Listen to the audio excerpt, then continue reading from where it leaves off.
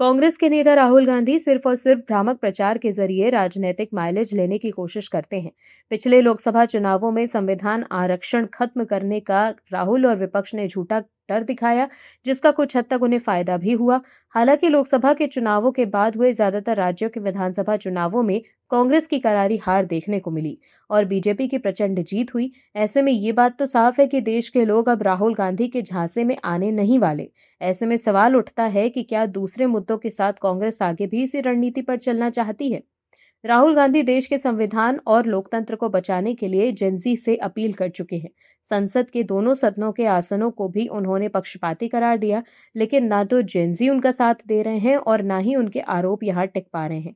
एक एक कर राहुल गांधी का हर आरोप दम तोड़ता चला जा रहा है। वहीं अब बीजेपी ने राहुल गांधी की चिंता और बढ़ा दी है। क्या है खबर, बताते हैं आपको इस रिपोर्ट में। दर्शकों, पूर्व सेना प्रमुख एमएन नरवणे की किताब पर पोल खुलने के बाद राहुल गांधी अब इस मुद्दे पर कुछ बोलने लायक नहीं रह गए। इसीलिए बड़ी ही चालाकी से राहुल गांधी ने किताब पॉलिटिक्स पर चुप्पी साध ली। जबकि कुछ दिन पहले तक राहुल गांधी पीएम मोदी को किताब देने की बात कर रहे थे, लेकिन अब दिल्ली पुलिस जांच कर रही है कि गैर कानूनी तरीके से राहुल के पास किताब कैसे पहुंची।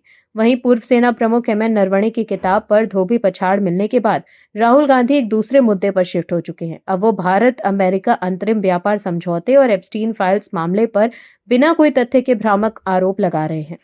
हालांकि अब सरकार भी एक्शन मोड में है। लोकसभा में भारत अमेरिका अंतरिम व्यापार समझौते को लेकर हुई बहस के दौरान केंद्रीय संसदीय कार्य मंत्री किरण रिजिजू ने राहुल गांधी के बयानों पर कड़ा रुख अपनाया है। सदन की गरिमा और संसदीय मर्यादाओं का हवाला देते हुए रिजिजू ने राहुल गांधी पर गंभीर, निराधार और भ्रामक आरोप लगाने का आरोप लगाया। उन्होंने कहा कि बिना ठोस प्रमाण के प्रधानमंत्री और सरकार पर ऐसे आरोप लगाना संसद के विशेषाधिकार का उल्लंघन है।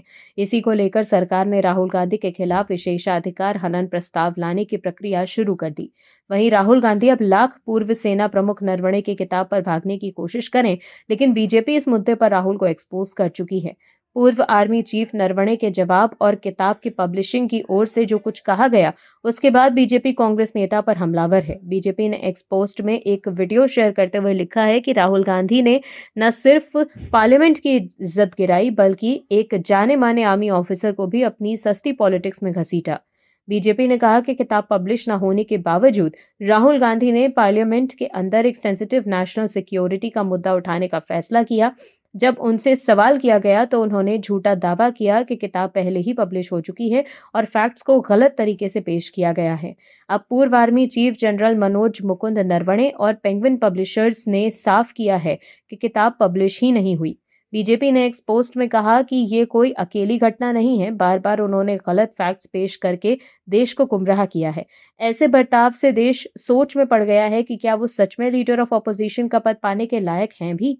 वहीं दिल्ली पुलिस ने पूर्व सेना प्रमुख जनरल एमएन नरवणे की अप्रकाशित किताब के कथित प्रसार की जांच में आपराधिक साजिश के आरोप जोड़े हैं। इसके प्रकाशक पेंगुइन रैंडम हाउस इंडिया को नोटिस जारी कर स्पष्टीकरण मांगा गया है। दिल्ली पुलिस की स्पेशल सेल मामले की जांच कर रही है। वहीं दिल्ली पुलिस की एक टीम बुधवार को गुरुग्राम में पेंगुइन रैंडम हाउस इंडिया के ऑफिस में पहुंची और करीब 2.5 घंटे तक जांच पड़ताल की। वहां से कुछ कागजात भी अपने साथ लाई है। दिल्ली पुलिस ने अप्रकाशित किताब के ऑनलाइन लीक और अनाधिकृत सर्कुलेशन को लेकर दर्ज मामले में ऑफिशियल सीक्रेट एक्ट और कॉपीराइट अधिनियम की धाराएं जोड़ दी हैं। पुलिस ने ये कदम तब उठाया जब बिना किसी जरूरी मंजूरी के किताब के अंश सोशल मीडिया पर साझा किए गए। इस संबंध में दिल्ली पुलिस की विशेष सेल ने अज्ञात लोगों के खिलाफ एफआईआर दर्ज कर जांच शुरू कर दी है। संवेदनशील पांडुलिपि कैसे सार्वजनिक हुई, ऐसे में अब इस मामले में राहुल गांधी की भी चिंता बढ़ सकती है। Bureau report, OMH news. आप दर्शकों से विनम्र निवेदन है कि चैनल को सब्सक्राइब जरूर करें